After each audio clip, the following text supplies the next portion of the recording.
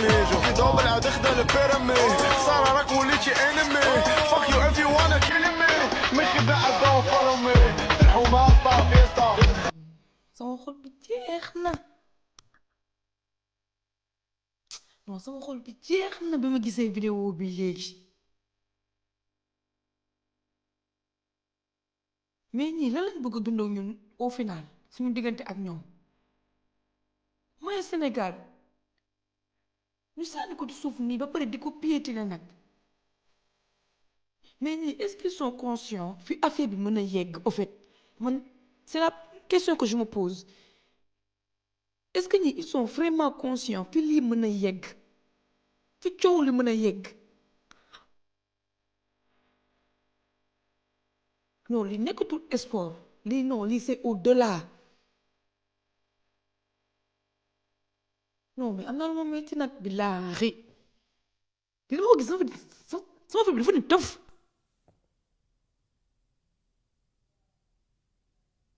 non mais nii yëpp non mais attends yow yàlla du nit déglu leen bu baax ba vidéo bi jeex man kii rek moom intéressé woon arbitre bi la moo tax ñu jox ba tey ci côté arbitre la moo tax ñu jox Maroc victoire bi arbitre bi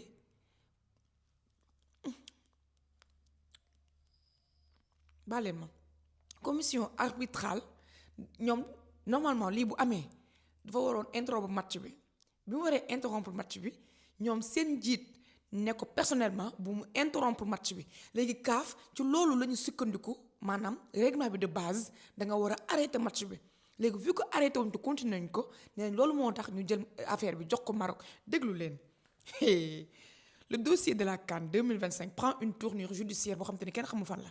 Le rapport complémentaire de l'arbitre central révèle des détails troublants sur les coulisses de la finale et les pressions subies pour favoriser le Sénégal ak li am yépp nee nañ arbitre bi dafa favoriser Sénégal déglu leen les révélations choc du rapport volonté d'arrêter le match l'arbitre a officiellement déclaré qu'il souhaitait interrompre définitivement la rencontre face au choc sur le terrain.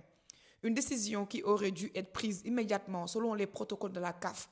D'après CAF, genre situation yi bu amee dangay interrompre match bi kenn du ñëwaat déglu leen plus grave encore le président de la commission d'arbitrage serait intervenu personnellement de il aurait explicitement demandé à l'arbitre de ne pas appliquer le règlement moom moo ko wax bu mu topp règlement bi et de ne pas distribuer de carton jaune aux joueurs sénégalais bu mu la jox benn carton ndaxte Maroc am na penalty fin temps jàpp nañ ni que ni jeex na déglul la justice du Maroc validée ces éléments prouvent que le Sénégal a bénéficié d'une protection inhabituelle avant son forfait final.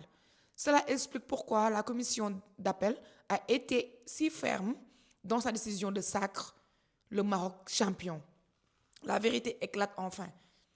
Le Maroc n'a pas seulement gagné sur le plan juridique, il a triomphé d'un système qui tentait de lui barrer la route. Cette énième preuve vient légitimer la colère des lions de l'Atlas face à l'injustice vécue. Source, rapport complémentaire d'arbitrage, dossier CAF ñoo préciser lii. Gis nga yàlla du nit gis nga Maroc ak CAF yàlla dafa nekk di leen weer nii directement. ginnaaw bi benn avocat bokk ci woon mooy judiciaire bi génn leeral comme quoi que ni participé wu ci ak yeneen gis nga dossier bi ñun sax yàlla bu ñu dofloo xaaral ma indi leen yeneen détails yu gën a choquant may leen ma léegi vidéo bi daa gudd damay bañ mu gën a gudd ñii. quelques précisions bu ndaw rek ci sama vidéo bi ma defoon ci arbitre bi démb actuellement moins de 24 heures mi ngi ci 1 300 000 comme ça sànq laa ko yoon xool.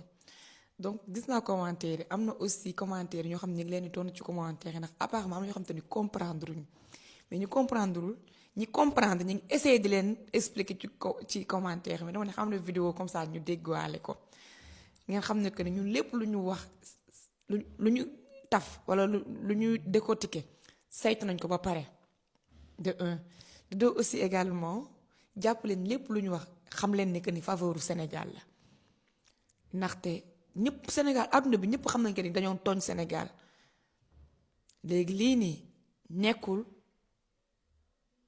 mën naa ne luy suuxal Sénégal la non encore une fois luy gën a firndeel li ñu def la mais pas lu koy wàññi dalal leen seen xel te ñi nekk ci kaw sax jot naa seen message ñu koy rafetlu lool donc dalal leen seen xel ci côté boobu actuellement nii Sénégal amul leen luñ ko mën a reprocher dañ koo tooñ du début à la fin li ñu nekk di def mi ngi wër monde entier rassurez-vous sur ce côté là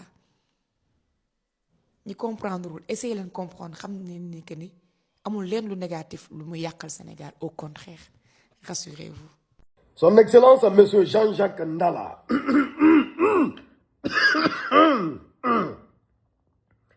Je racle d'abord ma voix.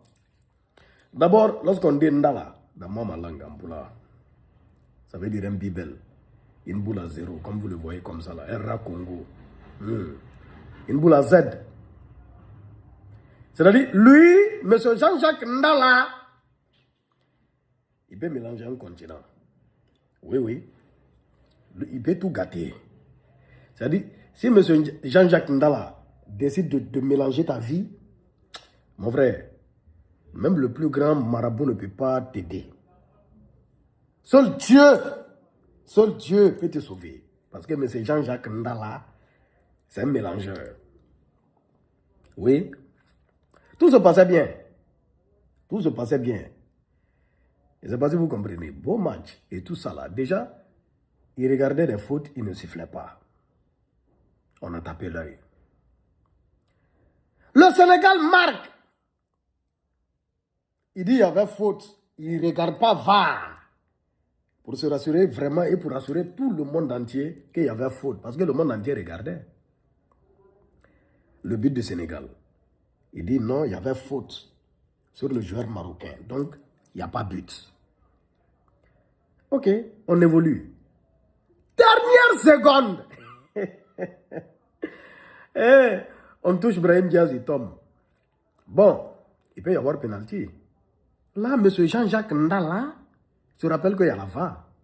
Pourtant, il y avait la VAR depuis le début. Et la VAR, là, elle est faite pour quoi? C'est pour aller se rassurer et rassurer tout le monde. Pour ne pas faire d'erreur. Parce que dans une telle finale, une petite erreur peut être fatale. Par rapport au penalty, dernière seconde, M. Jean-Jacques Ndala décide d'aller regarder la VAR. Et il indique le point de penalty. Dernière seconde, Jean-Jacques Ndala. Ah, Ndala, t'es rentré dans l'histoire. Mais comment? L'entraîneur Pape Sao et puis les joueurs sénégalais, ils ont eu raison de partir. Parce que bon, c'est foutaise quand même. Hein? Le but du Sénégal, tu n'as pas sifflé, tu n'as pas regardé la VAR. Le pénalty du Maroc, tu t'as regardé la VAR à la dernière seconde. Ils vont se sentir comment? Mets-toi à leur place, M. Jean-Jacques Ndala. Mettez-vous à leur place. Hein? C'est ça. Donc, il a tout mélangé, il a tout nyagami. Mais comme lui-même, il est congolais. Et lui, il connaît l'expression justice de Dieu, il y en a. Ça, c'est une expression congolaise. Justice de Dieu, il y en a. On tourna, ça tourna. Sadio Mané ramena ses coéquipiers. Après avoir été conseillé par le grand monsieur Claude Leroy. Brahim Diaz.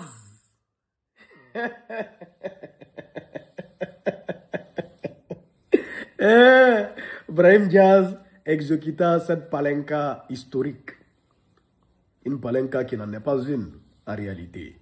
Et hier d'ailleurs, j'ai vu Mendy et je lui ai félicité. D'abord pour la déstabilisation et pour ce taré pour lequel il n'a même pas fourni d'effort. Une palenka monumentale. Justice de Dieu, Yana, ça s'est exécuté. Mais M. Jean-Jacques Ndala, j'espère que si vous voyez prochainement sifflet, si vous prenez sifflet, vous mettez dans votre bouche, c'est que c'est dans la circulation, pas sur un stade, en tout cas pas sur un terrain de football. Prenez sifflet, allez-y dans la circulation, vous allez siffler les voitures, c'est mieux, vous êtes mieux là-bas. Ouais, Jean-Jacques Ndala, tu es l'homme. Ndeko.